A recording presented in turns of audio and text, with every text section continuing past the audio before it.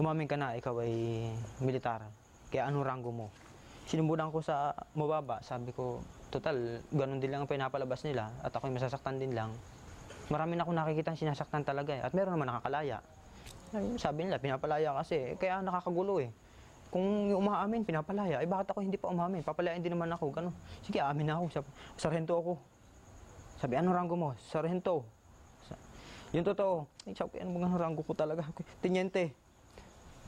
Tapos sabi, sige, second, first. Nung ko lang naintindihan, bagamat ako naging CAT officer, hindi ko naintindihan na ang English sa tenyente ay lieutenant. No, sabi ko, first. Sabi, first lieutenant ka pala. Nung ko lang naintindihan, pati na, first lieutenant pala. Tenyente, madaling sabi, yun. Nakachamba na ako, first lieutenant ako. First lieutenant Borromeo, Salbahayan, nagkaranggo na ako. Ngayon, aminado na ako, lieutenant ako. Ano ang serial number ko? Sabi niya, ano ang serial number mo? Sabi ko, ano nga ba ang numero? Ano bang letter ang nauuna? At ano ba sa nakalagay ang dash noon? Hindi ko alam kung ilan. Nag-isip nila ako ng sweepstake na yung numero. Sabi ko, 07132. Hindi ko naman, wala naman nag-review. Lilima yata nabanggit ko eh. Wala naman nag-ulit na, bakit kulang isa? Bakit sobra na isa? Sabi ko, tama yata. Baka hindi ko alam kasi kung ayos ba yun sa edad ko. Hindi ko alam paano magkaroon ng serial number. Sabi, sige. Magkano sweldo mo? Okay. Magkano kaya sweldo ng tenyente? Okay. 1,000. Binugbog ako. Hindi, teka muna. 2,000. Binugbog uli ako. Sabi ko, ano kaya ang sweldo talaga ng tenyente? Sabi ko, 4,500.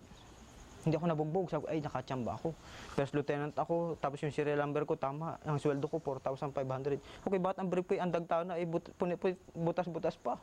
Hindi nyo nasusuri, dadalawang brief ko.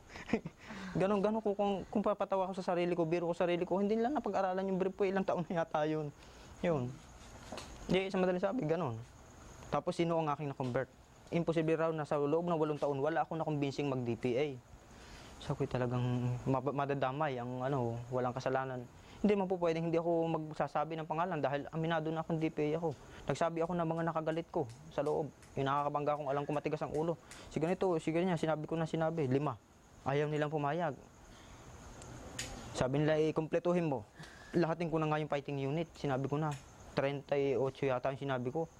Naku, nang reviewin sa akin. Paano mo napatunayan isa-isa yan? Sige. Kailan mo na recruit, magkano binibigay mo? Ay, bugbog na naman ako. Yun. Hindi ko alam kung paano. Binawi ko lahat. Nagre-retract ako. Ang tawag nila, nagre-retract ako. Binawi ko na lahat yung sinabi ko. Hindi talaga ako DPA. Bugbog ako noon. Ang sabi sa akin, mamaya, November 1 kasi sabi, mamaya, November 1 ngayon, mamaya alas 4 ng hapon, paghuni ng ibon ng kalaw, patay ka. Sabi ko, wala na akong magagawa. Ako hindi DPA. Bahala kayo. Tinanggap ko na nung kamatayan ko. Sabi ko, wag na lang ako bitin. Patayin nyo na ako. Tanggap ko na.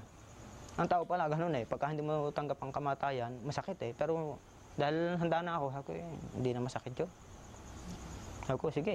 Ngayon, kami 7 napapatayan, November 1. Yung sa detention 2, yung sa kasama ko, kami 2. Sabi ko, Boyet, papatayin daw ako mamaya. Sabi ni Boyet, ako din. Sabi ko, ano kayang pakiramdam mo? Ano kayang pakiramdam mo pinapatay? Sinasaksak dito siguro. Ang sakit na.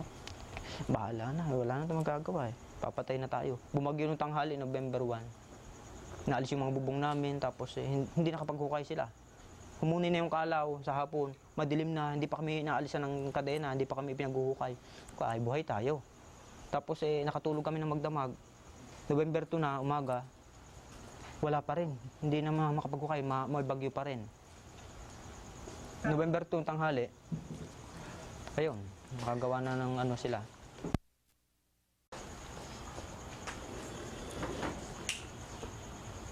Nung November 2, dapat ay papatay na rin kami dahil nakalampas kami ng November 1 eh, bumagyo.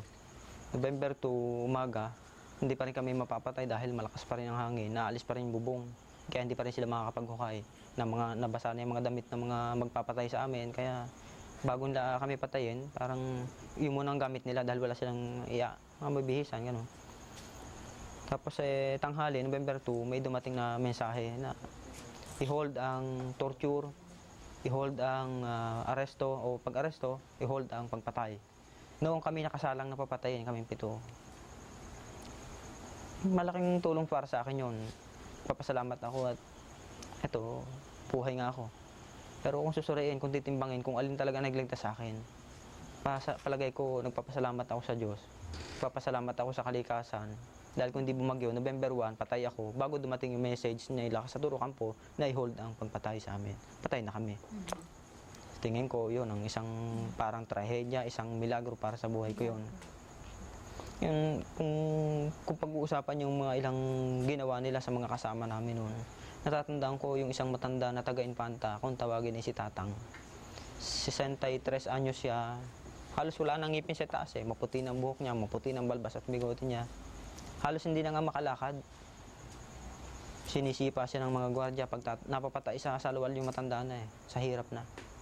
Tapos, ayon sa mga nagkwento, dahil yung matanda na yun ay nakailang buwan ng bihag. Ako'y 1 buwan lang at 9 na araw na bihag eh.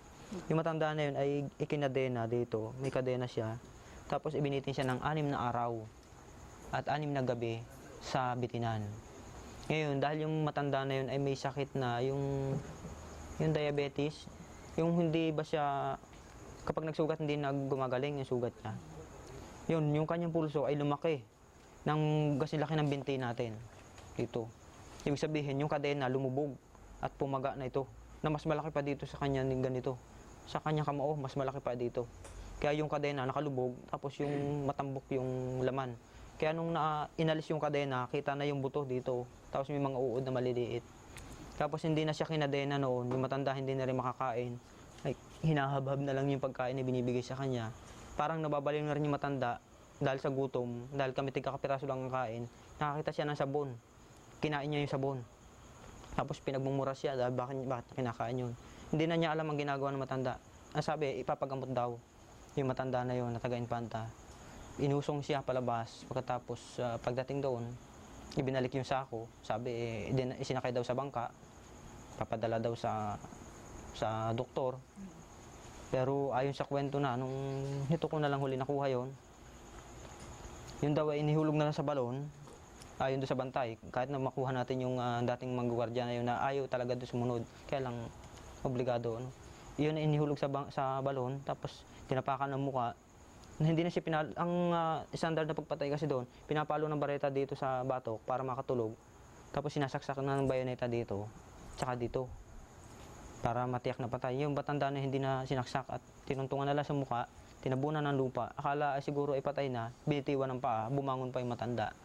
Tapos tinapakan ulit, tinabunan at sininsin yung lupa. Yung isa rong kasama namin, si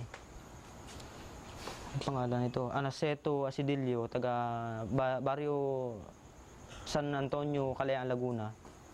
Kung tawagin si Karuding Baang, dahil halos pagbiglang tingin para si kay Rudy Fernandez. Yun ay nagkaroon ng sakit na hepatitis dahil sa matagal ng pagkakabilang guro at lagi binubugbog. Kung ano-ano pati mga madudumi ng mga pagkain, lagi kami nababasa. Nagkasakit siya ng hepatitis. Yung iihi lang siya, nabubuwal na. Sabi, papagamot din daw yun at baka makahawa pa sa amin. Dinala rin yun. Yun dahil hindi na rin pinalo, hindi na rin yung sinaksak. Tinapakan na rin yung sa mukha at inilubog doon sa putik. Dalawa yung, sa tingin ko, hindi na talaga makatao yung ginawa nila noon. May ilang pang mga kwento na sa amin, yung mga bantay na malalapit talaga sa amin, na sumunod lang talaga sa Task Force Milito Glor. Na yung mga babaeng pinatay, mga kabataan pang yun, sila Sandra, Paula, Jubel.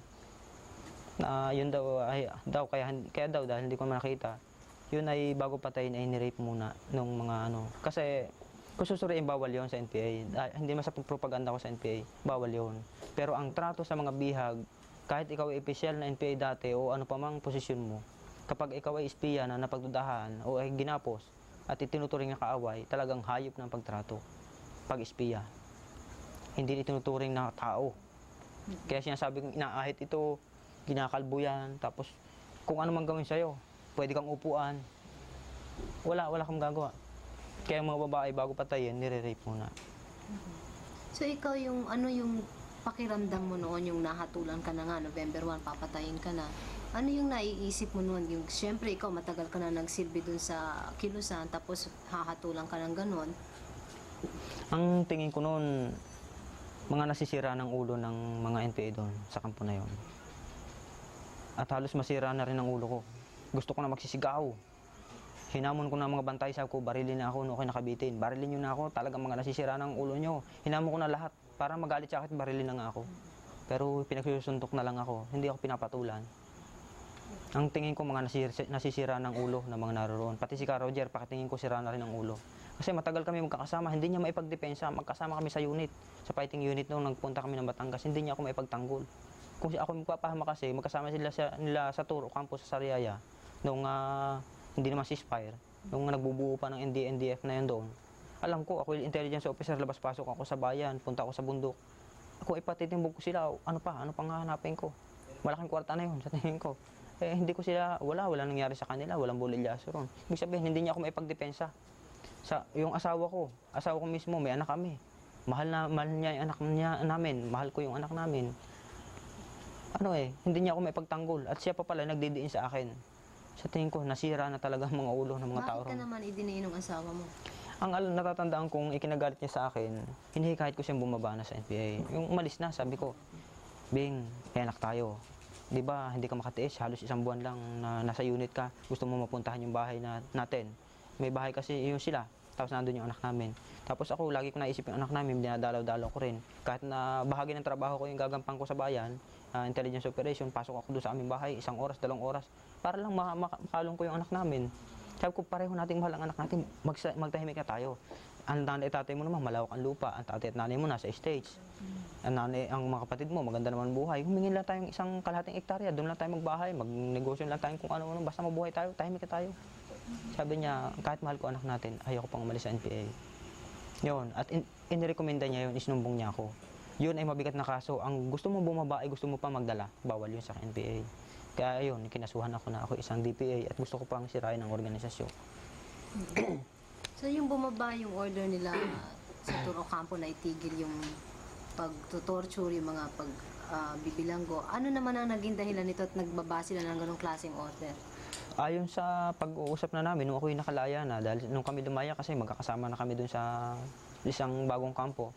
Sabi niya, kaya na sila natutong mag-review dahil sa bawat linggo, sa bawat buwan, nagpapatay. Mula Abril kasi ang pagpapatay, yung Operation Missing Links na yan, OPML. Abril hanggang, sabihin mo na hanggang November. Sa bawat buwan, nagre-report ang Milito Glor sa Central Committee na ilan ang pinapatay. Ilan ang papatayin at ilan ang aarestuhin. Tapos saan mga aarestuhin yun? Ay nadamay na hanggang sa Central Committee. Yung mga kakolektive nila sa Turo Campo, itinutugaan na rin ng iba. Tapos yung nasa Task Force Milito, pati yung sa Milito Glor Command, natatakot na sila sa isa't isa na hindi lumalaman ang lumalapit na may baril na dala, baka sila itutukat at aarestuhin din. Nagkakatakutan na sila. Kaya iniulat nila yung ganun, nagpapanik na sa loob. Kaya naobliga sila sa Turo Campo na bumaba at imbestigahin ano bang ginagawa nyo dito. Yung pala, gumamit ng torture. Hindi alam ng nakataas na gumamit ng torture. Bawal yun. Kasi anumang impormasyon gusto mo makuha ng tiyak ka, ay huwag kang gumamit ng torture. Yun. Isalaysay mo, Kaaris, kung paano nangyari na ikaw ay napabalik na sa pamahalaan. 2 buwan, Enero hanggang Pebrero, pinag-aralan ko kung ako'y mananatili pa sa Kilusan. Kasi nakita ko sa loob mo walang taong ko serbisyo, parang sa lahat ng mga paghihirap kong lahat lang, dinanas kong gutom at hirap, nasugatan ako ilang beses, nataya ang buhay ko sa labanan. Lahat ng hirap kong yun, nabaliwala at naaresto ako. Ibig sabihin, kung ako'y kikilos uli, ano kaya naman ang katumbasan naman ito? Parang useless na naman, parang walang kwenta. Sa tingin ko, sabi ko, buti pa ako umalis sa Kilusan. Siguro naman ako kung alis, hindi naman ako kaaway. Hindi naman ako magpapatay, hindi ko naman papatay yung mga kasama ko. Ako hindi magpapahamak ng sibilyan, magtatahimik na lang ako. Hihingin lang akong amnesty, tatahimik na lang ako, sabi ko. Pinag-aralan ko kung tama ba o hindi. 2 buwan ko pinag-aralan yun. Tama ba, hindi. Tama ba, hindi. Disbentahe at bentahe na gagawin ko. Tumimbang talaga sa akin na Marso, susurrender na ako. Ngayon, ng pag-surrender, pinag-aralan ko rin. Saan ako susurrender at paano ako susurrender. Pinag-aralan ko kung paano pag-surrender ko. Nagpadala ko mensahe doon sa PC detachment, sa CO, si Sergeant Sanao, ng PC sa 2 Trippers. Sabi ko, may problema ang Southern Tagalog, ang CPP NPA sa Southern Tagalog. Dito laganap ang yung mga pagpatay sa mga NPA, mga kasamahan namin, at ako isa sa biktima. Itong problema ko, gusto ko nang umalis sa NPA. Ano ang gagawin ko? Paano tayo magtutulungan? Ganun ang detalye ko. Ang sabi ng mga PC ron, sabi naman tayo, no? Sabi ng mga PC, kasi tingin ko kasi maliit eh. Yan ako, sira lang ang ulo niyang NPA na sinasabi niya, wala lang magawa yan. siguro civilian niya. Ibig sabihin, hindi niya masukat ang sinasabi ko. Region eh. Region ang pinag